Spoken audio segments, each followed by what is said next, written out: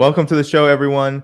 As you can see, I am joined by Professor Mohammad Marandi, and we are going to cover the latest developments in the Iran war. To begin, I wanted to pull up the latest news from the Strait of Hormuz, which is going to be troubling, especially for the United States. They have been running, according to some reports, they've been running a military operation to escort ships in the Strait of Hormuz, but through the Omani pathway, through the Omani route. Unfortunately, they've only been able to escort two of these vessels in the last 24 to 36 hours, a Greek bulk carrier and another outbound tanker hugging the Omani coast. Now, these are getting air cover and in some forms, ship cover, warship cover.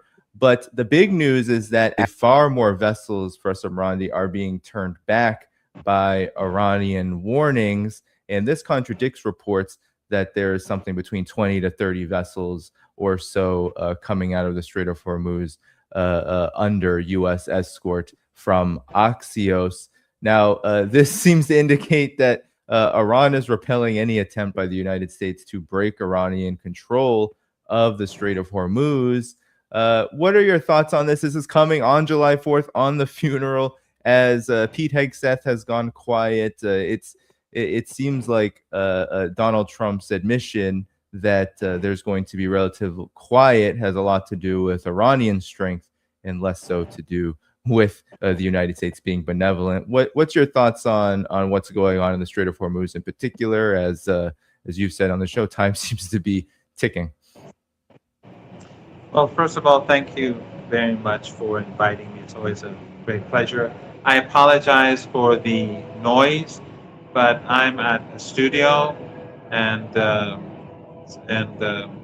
have I have a show on I'm on a show on Al Mayadeen TV later, so I had to do it from here, and it's back in the background. That's where the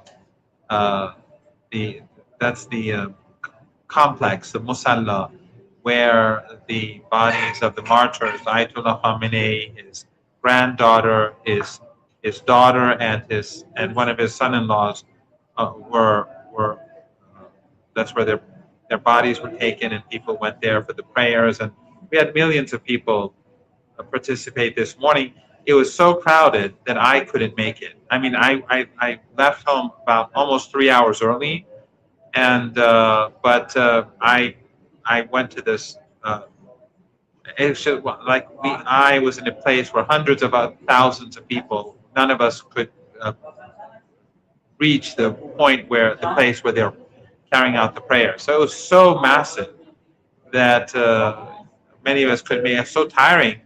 When I got home, I had to sleep for a couple of hours.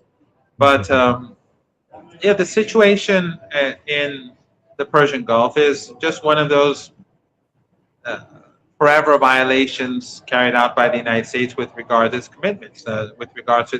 The MOU that was signed between Iran and the United States is clear that during the period when the MOU is being carried out, that is being implemented, the Iranians control the Strait of Hormuz.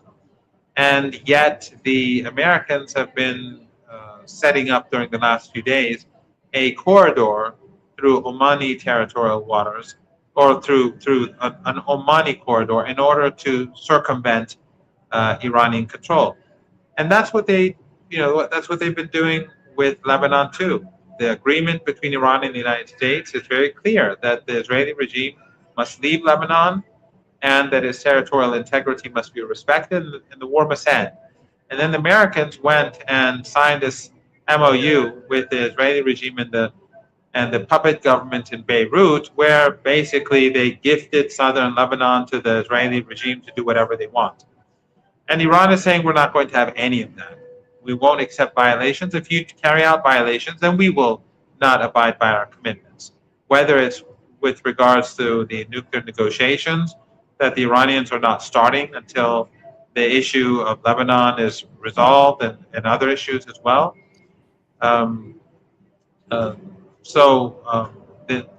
But also the Strait of Hormuz is not going to be normalized when the Americans violate their commitment. So the Americans are trying to escort ships through the strait in violation of the agreement. But what they're doing basically is they're going to force Iran to push back. And if, in the agreement, the first month, after the first month ends, we're supposed to have normal passage through the strait, which will be like before the war started. In other words, the number of ships will go back to what it was 4 or 5 months ago. But when the Americans are violating the agreement now, then there's no reason why the Iranians, during the second month, would normalize the number of ships that flow through the strait. So the Americans are hurting themselves. And the reason why they're doing it is because of the Israeli regime, because of the Zionist lobby. The Israeli regime, the Zionist lobby, wants to make sure that tensions between Iran and the United States remain high in the hope that they can restart the war later on down the road. But this is not going to intimidate the Iranians. And as we saw, I mean, I'm sure many of your viewers have seen the millions of people on the streets of Tehran. The resolve of the Iranian people is clear. The amount of, the high degree of legitimacy of the state in Iran, I think, is, Western media can no longer question it. Western think tanks, for years, they've been saying that the Islamic Republic of Iran is unpopular, it's hated by the people, it's incompetent, it's corrupt, it's imploding. And those fake narratives produced by their think tankers, Western media, their books, their published books. I mean, you rarely find anything worth reading about Iran in the United States, and that's why I said, like Alistair Crook's book, Resistance is good to read, or Going to Tehran by Flint and Hilary Leverett. These are really good books, or A Dangerous Delusion by Peter Oborn. These are, among the rare books that people can go buy and read and learn something about Iran that's objective. For decades they've been saying that this regime is on the verge of collapse, and they love using the word regime. But now we saw they've lost 2 wars last year, this year. They lost the siege warfare. They lost at the negotiating table. The MOU clearly shows that Iran had the upper hand. But the funeral today, the processions yesterday, today, and tomorrow show how popular Ayatollah Khamenei was in the eyes of ordinary Iranians. He was far more than just like a religious figure, let's say the Pope. He was a revolutionary, an anti-imperialist, a highest-ranking religious figure, and Iran being one of the most highly educated societies in the world, millions of people, educated Iranians, went to the streets to commemorate him and to show their support for the Islamic Republic. So you would imagine that the United States and analysts in the United States and so-called experts in the United States would look and say, okay, let's rethink our policy on Iran and behave in a more sane manner and stop trying to undermine the country, but it's because it clearly doesn't work. But that's not what they're going to do. They'll never learn. Even though many across the world are now waking up to the reality of what goes on in Iran. But at the end of the day, those policymakers in the United States, those so-called experts, those analysts, and the politicians, they're going to remain the same as always. They'll never change. So the tensions that exist in the Persian Gulf, I mean, the Americans may be able to get some ships out through a mechanism which violates the deal, but ultimately they undermine themselves because the Iranians are not going to abide by their side of the bargain as a result. Yeah, and that's exactly what's happening for Marandi, and definitely we will spend a good amount of this show on this historic gathering at the funeral of Ayatollah Ali Khamenei. Before that, I just want to underscore utterly wasteful and ultimately, as you said, just hurts the United States the more that they invest in this kind of scheme. First, it was that 2 U.S. officials told Mr. 8200, Unit 8200 Barak Ravid at Axios that around 50 vessels were using, with their transponders turned off, this Omani corridor that has at times U.S. air and even warship escort. But there is maritime traffic data that actually does contradict this. Only a few were able to get out using this route, and that as many as 8 vessels, so 4 times the number of vessels, had to go backwards. So that's a lot of resources to violate this deal, and also to essentially not actually generate more activity through the Strait of Hormuz, to force it through. And of course, you have the fact that Iran and Oman have come to this agreement that says there will be joint control, and it will include fees, and it won't include the United States. So the U.S. is only making itself out, it seems, for us, Irani, to be not only an untrustworthy partner, but one that must be excluded at all costs from here on out. What's your thoughts on this? Well, the United States is constantly threatening Oman. And if you recall, 2, 3 weeks ago, Trump said, if we have to, we'll destroy Oman, bomb Oman, and whatever. And that's just the mentality of Washington. And it's all normal. I mean, even Trump's opponents, when he threatens to obliterate Iran or to bomb Oman, a U.S. ally of, or when he says he'll wipe out a civilization, it doesn't register any in the West, and that just shows that this is not just Trump. It's not just like the psychopath, half insane psychopath ranting. It's the entire political class that deems this sort of behavior, this sort of language to be acceptable. There's no outrage. Just as there was no outrage in European capitals or in their parliaments when they bombed the Iranian elementary school and slaughtered 168 children. There's no outrage at all with regards to this language. So he threatens Oman, and there's hardly any reaction in the West. But Oman is intimidated by the United States. It wants to have this joint control over the Strait of Hormuz, but it's sort of dragging its feet now because of the pressure coming from Washington. But the Iranians have said to Oman, and they've said in public, that if Oman wants to be a part of this, we'll be happy to do it with them. But if Oman, for whatever reason, gets cold feet and backs down or walks away, the Iranians will do it on their own. So it's not as if they're going to relinquish control. They're saying either you will be our partner, but if you're intimidated and you can't, then we'll do it alone.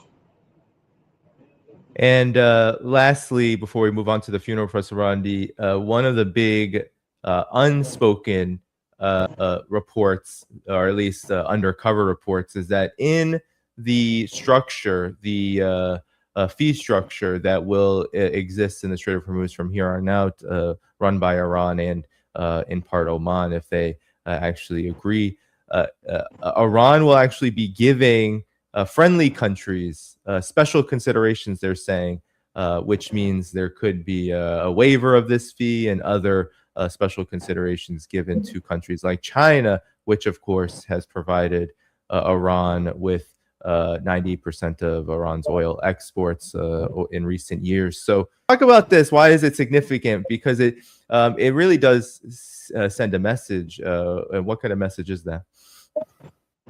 Well, preferential treatment is directed towards countries that are friendly to Iran. Either they'll give them discounts or maybe waive fees at times. I don't know, but it will be different for different countries. And I mean, why not? The United States, during the past 47 years, has attacked Iran 3 times. Waged 3 wars against the country. In 1980, they encouraged Saddam Hussein to invade. They, in Western countries, gave Saddam chemical weapons to use against his own people and against Iranians. Then, in last year, another war was waged. This year, a 3rd war. This year, a massive war against Iran. Americans brought everything they had, and NATO was helping them, as we heard the Secretary of General admit that when he was licking Trump's boots, he actually made that admission. And so 3 wars were waged. Why should Iran give NATO countries or countries in the region that assisted the United States preferential treatment? Why should they give Kuwait preferential treatment? But countries that have had no part to play in this role or have good relations with anyone like China, obviously preferential treatment makes sense. So when you treat a people poorly, when you murder children, when they slaughter kids, when they bomb hospitals, when they bomb schools, there's no reason to give them preferential treatment. When the West, like when the Germans say that Israel does our dirty work for us in Iran, why should Iran give the Germans preferential treatment? They have to pay for their insolence and their insults and their support for death and destruction and murder and genocide. So I think it's only natural when a country like China hasn't waged war against any country for decades, whereas the United States has been carrying out endless wars with the support of its allies and proxies, there's going to be a difference. And that difference will have an impact on their economies and is going to have an impact on their presence in our region. But, it's not Iran's fault that the United States and the Europeans behave this way. It's not Iran's fault that regional regimes have assisted the United States in assaulting the country. Well, now let's get to this historic gathering at the funeral of Ayatollah Ali Khamenei, and there are also, I believe, at least 60 other Iranian officials and their family members. We have to remember their family members were also targeted in those horrific decapitation strikes. The gathering is massive, Professor Marandi, as you obviously know in your failed attempts to spend much time amongst the crowd.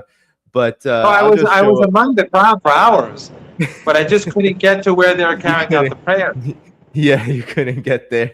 Yeah, the estimates are 9 million people have attended already. This, of course, a few hours ago. Right, exactly. So there's many days left. Mainstream media is talking about huge crowds. Trump is shocked by how many people have come. He said that maybe they're fake tears because he didn't know how it could be that Iranians were so sad that Ayatollah Ali Khamenei was killed, because he thought it was the opposite. Talk about especially Iran. You've mentioned on this show and other programs, Iranians having an understandable desire for revenge. The Strait of Hormuz activity, the increased power that Iran has on the world stage, that in part I could see satisfying Iranians who are just absolutely incensed with the war criminal and treatment by the U.S. and Israel. But what's the mood like, and how would you characterize what's going on at this funeral and its significance? Well, a lot of people have been showing their emotions. It's very emotional. Lots of people were weeping during the prayers this morning, even though me and where I was, hundreds of thousands of people couldn't get to the prayers, but you could, when they were listening in on the prayers, there was lots of weeping. And obviously Trump can't comprehend this, because when he finally kicks the bucket, I don't think any of his kids are going to cry for him. So, I mean, these people have no understanding or comprehension of emotions and true emotions and honor and friendship and dignity and morality. So of course it's beyond his mental capabilities, but also it just shows that how U.S. intelligence misinforms the regime. I mean, someone could they say that Trump does not intelligence reports. Fine. But the head of the CIA, senior intelligence officials do meet Trump, and I'm sure they do give him some idea of what they think about what goes on in Iran. So if Trump is shocked about the massive crowds in Tehran and the emotions of the people, that shows that U.S. intelligence agencies are either lying to Trump or they are trapped in their own propaganda model. And of course, it's not just the intelligence agencies. We've seen for decades, and we've discussed this many times and earlier, that media, think tanks, the so-called experts, those who write books on Iran, they repeat these narratives, these fake narratives on Iran. And so almost all the books that you read on Iran in the United States are simply not worth it. Or reading newspapers, or back then, websites and telegram channels and articles on Iran, or going to think tanks and looking at their material. It's literally almost worthless reading this material because it misleads you. So whether whether it's the intelligence agencies or the public discourse of the Epstein class through the media, the mainstream media, through the think tanks and the regime itself, the image, their understanding of Iran is always warped. It's always uh, it's it has nothing. It has very little to do with reality. So he would conclude that Ayatollah Khamenei is disliked by the people because that's what you're supposed to conclude when you watch CNN or Fox News. It doesn't matter. When you watch the BBC or Sky News, there's no difference. When you read the New York Times or Breitbart, again, it doesn't matter. One may be more sophisticated, more subtle, the other may be more bombastic, but they're basically all the same. And again, it's because they all belong to the same class. But the problem is that it doesn't matter if they hate Iran or they misread Iran. The problem is that they go uh, devise policies and then implement those policies and hit a brick wall. That has serious repercussions. That has implications. It's like the war itself. It costs probably directly and indirectly trillions of dollars. I mean, because it's still ongoing. But that is the result of their misreading of Iran. So their propaganda model, their narratives on Iran, at one level they just create a false understanding of Iran, but at a much more important level, it is actually very costly for the American people and for the Iranians because then they go and murder Iranian children and Iranian citizens in the hope that they can overthrow the state. And then we see the scenes in Tehran that we saw today in response. Yeah. Yeah, great point, Professor Marandi. Now, I wanted to pull this up. It's from Drop Site News. By the way, Danny, I'm trying to speak loud because of the background noise. Yeah. I hope it's okay. Yeah, no, I think it's going well. I think it's going well. In chat, you can help assure Professor Marandi that it's going well because I think we can all hear you. I haven't heard anything, or I've been able to hear, and I haven't seen anything either. So I wanted to just pull up something from Drop Site News that has the full extent of Donald Trump's reactions to the funeral. He said he was surprised so many Iranians were crying because he thought people hated Ayatollah Ali Khamenei. He said maybe it's fake tears, but he also said this, and another violation of the MOU. They are all there. One shot and we can take them all out. But we aren't going to do that because then we have nobody to negotiate with. And here are some of the scenes that came out from the early hours of the public gathering of Iranians, because I know the first is mainly officials, which I also want your comment on because there was a Saudi delegation. Some speculated they weren't invited, but they came based on their own, I guess you could say, goodwill. The UAE did not attend. They held their own July 4th ceremony, which I guess shows a lot there. But a very, I guess there's a lot of also politics surrounding the funeral. And I'm wondering if you could comment on, first, Trump violating the MOU by making these threats. You earlier, there were reports about something that you talked about on this show, the threats of a decapitation strike during negotiations, which almost happened at Islamabad, which you were a part of. I mean, there's a whole thread here, Professor Marandi. Help us unwind it a bit. Well, there are a number of things. One is that this just shows how monstrous the regime is, the U.S. regime. And because Trump is threatening to murder Iranian leaders and thousands of Iranians simultaneously by bombing the funeral. But what is even more monstrous is that American media, Western media, European MPs, parliamentarians, governments, they show absolutely no reaction at all, to the threat of mass slaughter. Since the leaders are there, let's just fire missiles and kill thousands of people so we can take out a few people. This is how evil this is how evil the political class is in the United States. And when one thinks about it, it's quite stunning. They're talking about the sort of things that the Israeli regime does on a daily basis. but it just shows how normal it has become for them. Not even the fake political correctness of the past is even considered anymore. So that's one thing. It says more about the political establishment across Western countries than it says about Trump himself. With regards to the threats that he's made in the past, you saw the New York Times and the Washington Post claim that the United States informed the Iranians that the Israelis want to carry out a strike. That is absolutely false.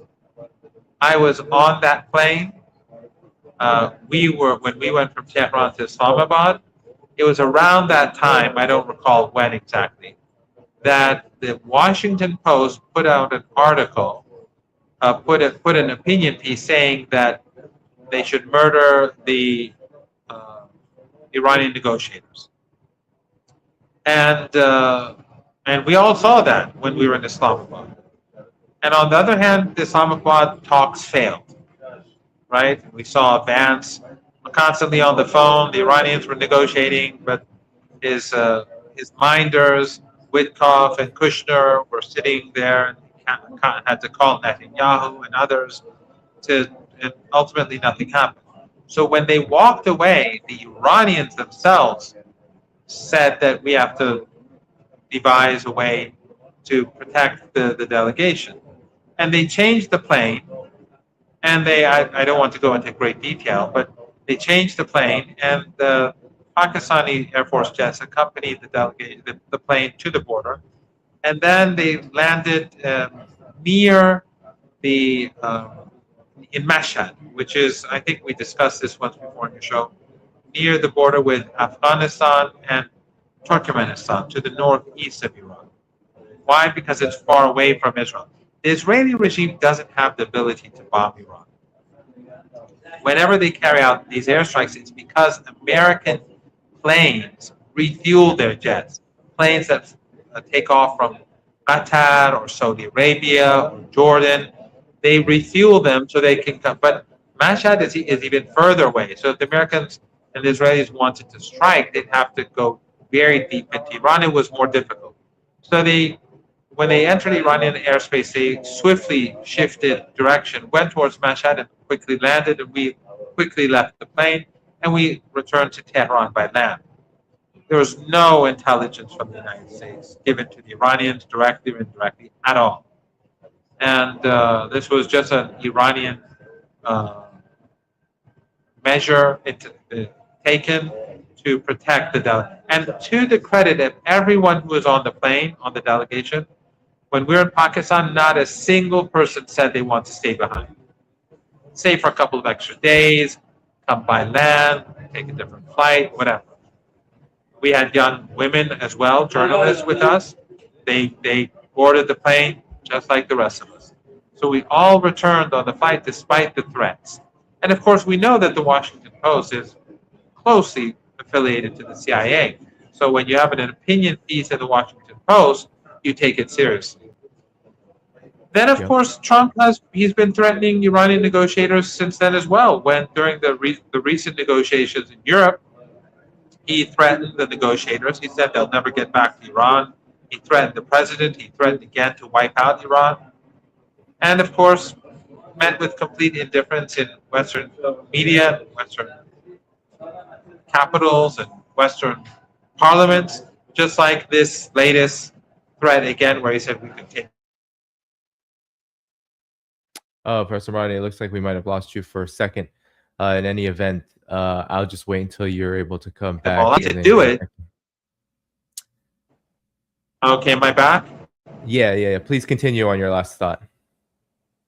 Yes, is the quality okay? Yep, you're back. Okay, good. I'm sorry, someone called. That's why I got cut off. No, it's okay. So he again he made these threats, and today or the threats that you read, I don't know if they were today or yesterday. I think they were yesterday, but that he could take at them all, he could kill them all, and kill thousands of people, maybe tens of thousands of people in the process, which is all fine.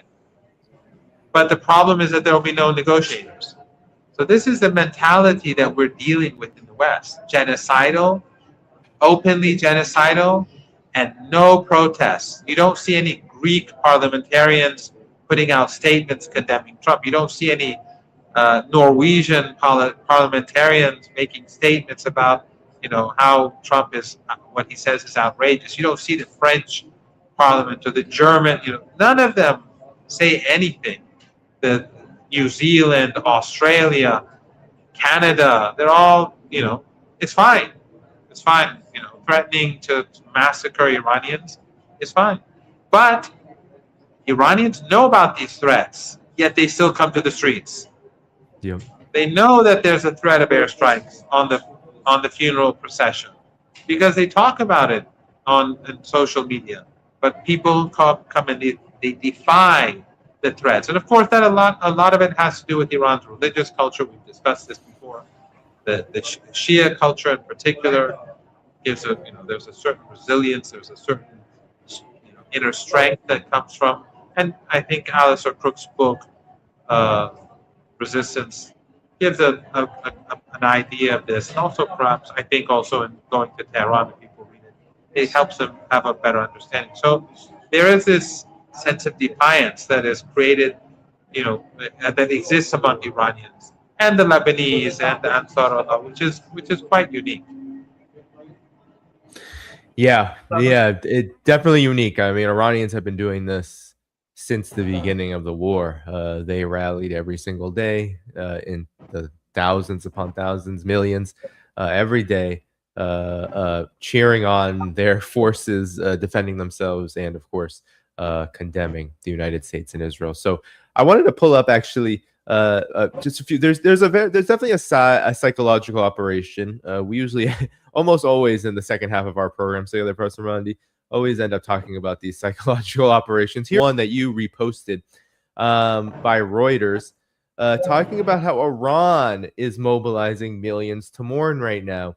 But when Ayatollah Ali Khamenei's death was announced, residents were reported cheering from behind windows across Tehran. The funeral starts today. So this was a little promo for their funeral, which was, of course, absolutely unreadable and not worth the salt, but any salt. But President, your reactions to this? This is how all Iran and any country targeted by the United States for war, this is how their mainstream media handlers, their mouthpieces, always frame things, right? They're forced. The millions are forced to go. They're being mobilized to go out there. Mobilize millions. Like how do you mobilize them? How do you count them? How do you do they come to the streets and give their names to the local boss? And I mean, how does it work? Like in a city like Tehran, a mega city, and where we had just you have to find a way just to get to the place, to the ceremony, and get through all the traffic. And so, like, how does that work? How are we mobilized? And then, like, how they when we come, like, we're among millions of other people. How do they find us? How do they know we're here? How do they know? And then how do they? And if it's just completely ridiculous. And then all these people, they're like cheering his death behind closed windows. How do you know that? So how do you what does that mean? Superior intel. It just shows that Western media is fake. It's propaganda. It's worse in many ways, in my opinion, than the worst of the Soviet Union, because it tries to present this aura of independence. It's not independent. They're all owned by oligarchs. But it's not government, it's privately owned, so somehow that makes a difference. But they're all the same. I always tell people never follow Reuters or the BBC or CNN or any of these outlets. I don't follow any of them. I get my information from people who I follow, reliable media outlets, with reliable journalists, and the people who I follow on Twitter. I mean, there are lots of people I don't follow, but it's just because I'm not a Twitter person. I don't remember to follow people who. I mean, there are lots of people who I'm not following who are absolutely excellent, but I'm just not a Twitter person. So I apologize if many people I'm not following, but the people I follow, for the most part, they're very good.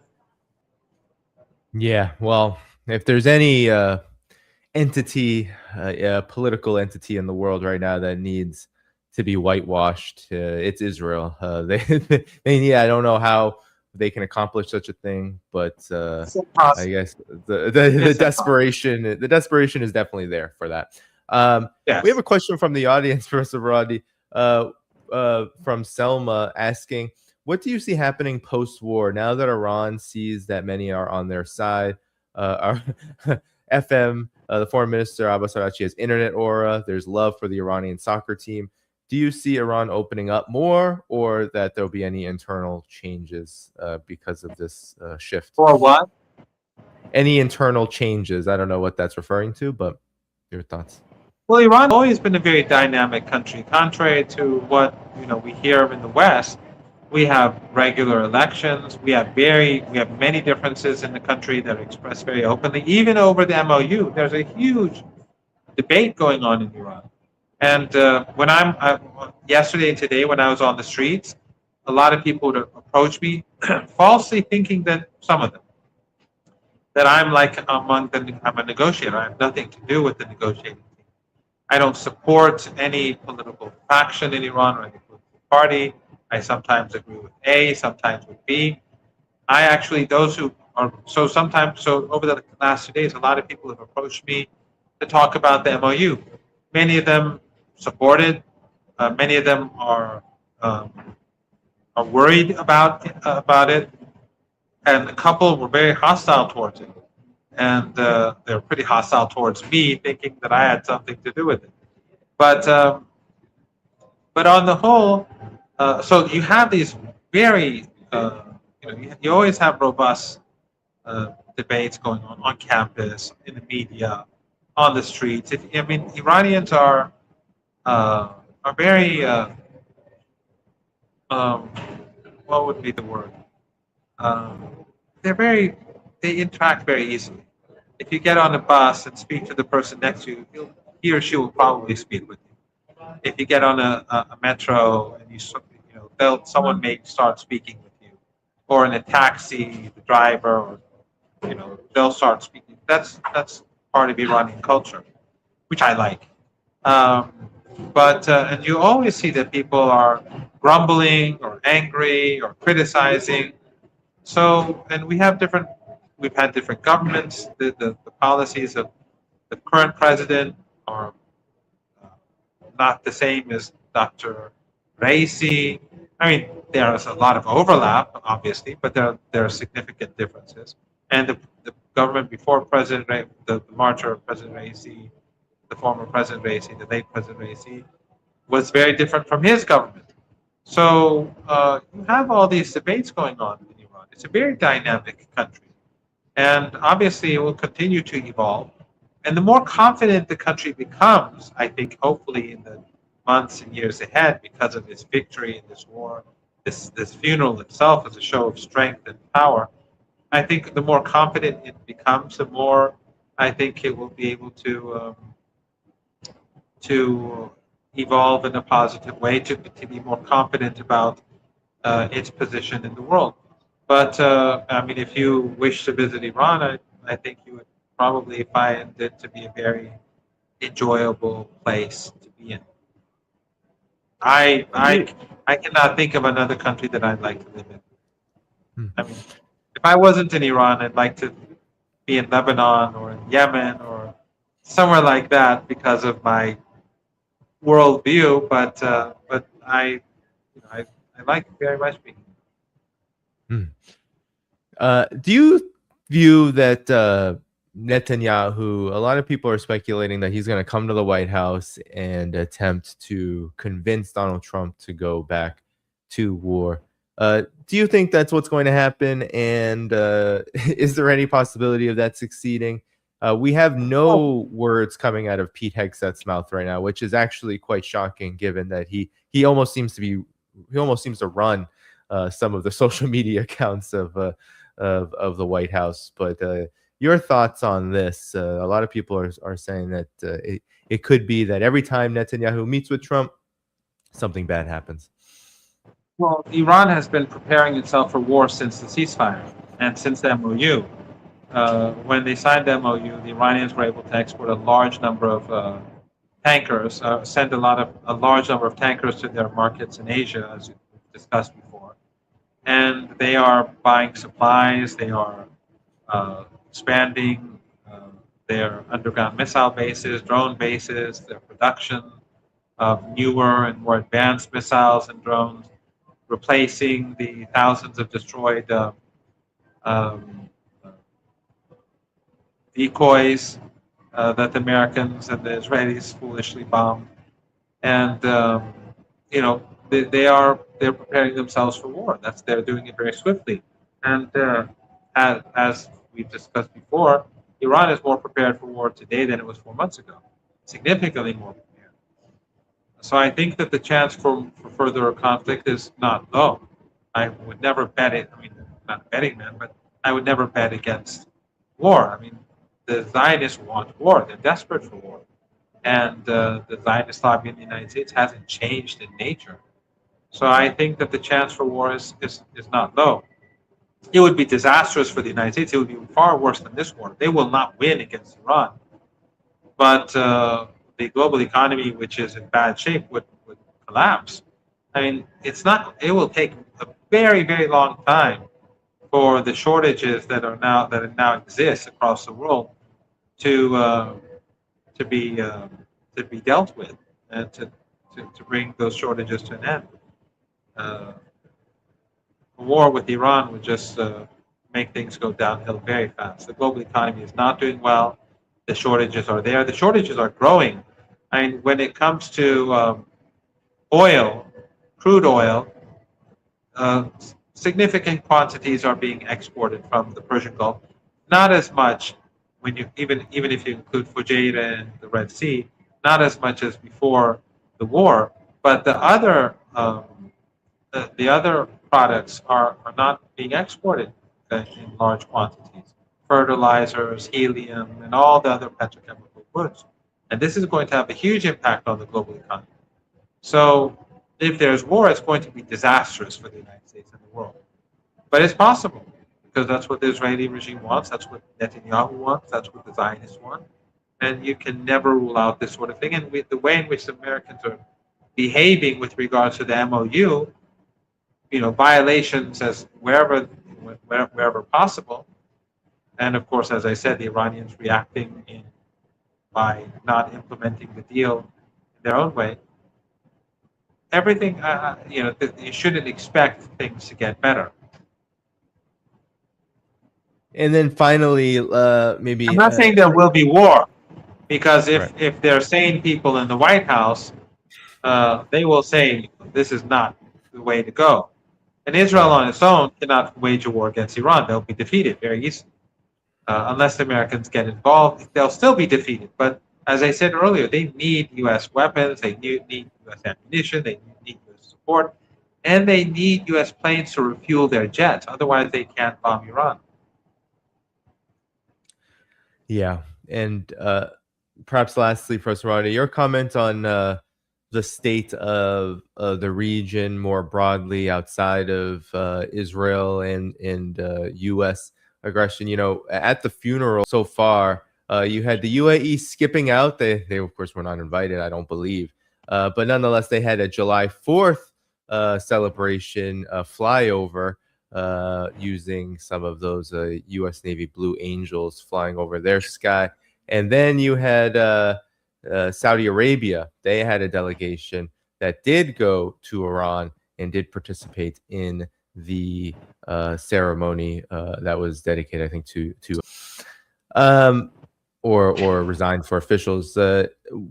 What's your thoughts on this kind of participation and the regional situation overall? As there's some reports that Saudi Arabia and Yemen, they might be getting into a renewed war. Of course, there's been talks about the situation in Iraq.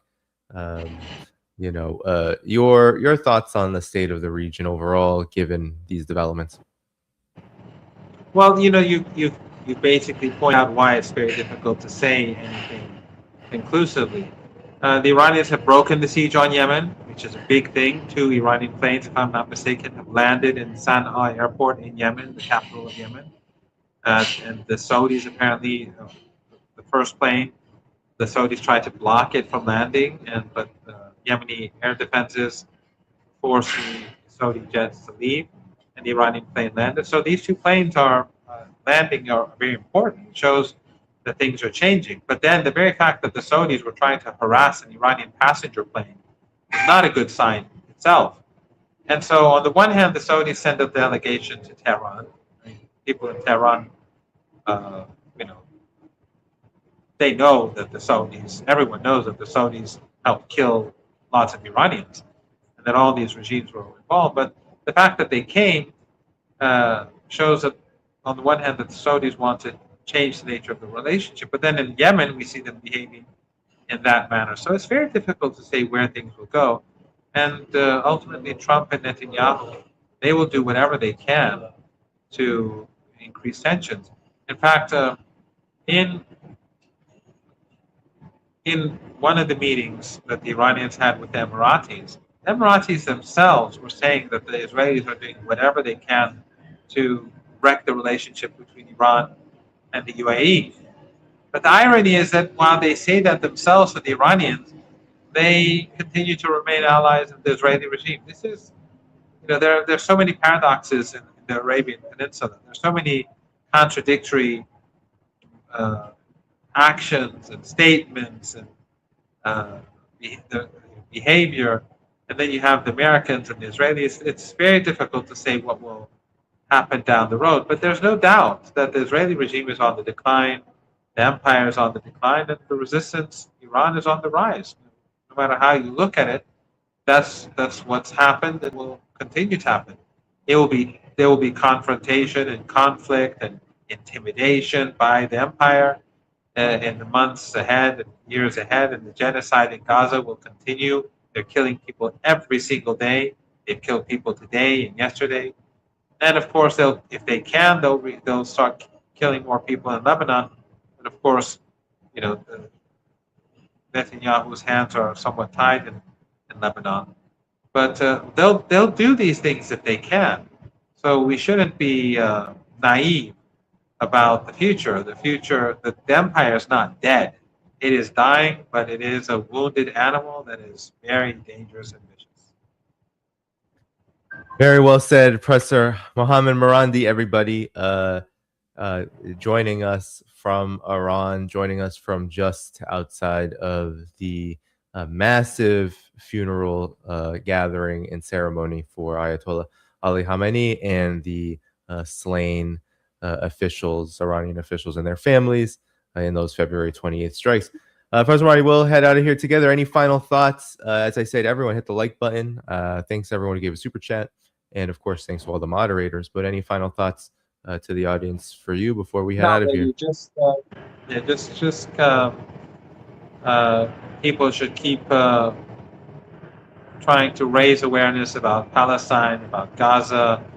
The genocide is ongoing; it's nonstop, and the governments in the region, they're indifferent. They're collaborating. So it's the responsibility of every one of us to keep people awake. The same is true with Lebanon, but what's going on in Gaza right now is really, really bad. It's very brutal, and they're slaughtering people every single day. Yeah, definitely. Let's keep making sure we give attention to that. Everybody, you heard Professor Marandi. Hit that like button before you go. That helps boost the show in YouTube's algorithm. I will be back tomorrow, 2 p.m. Eastern Time with Andrei Martyanov. Until next time on July 6th, 2 p.m. Eastern Time, I'll see you next time. And hit that like button. Thanks to all who viewed. Bye-bye.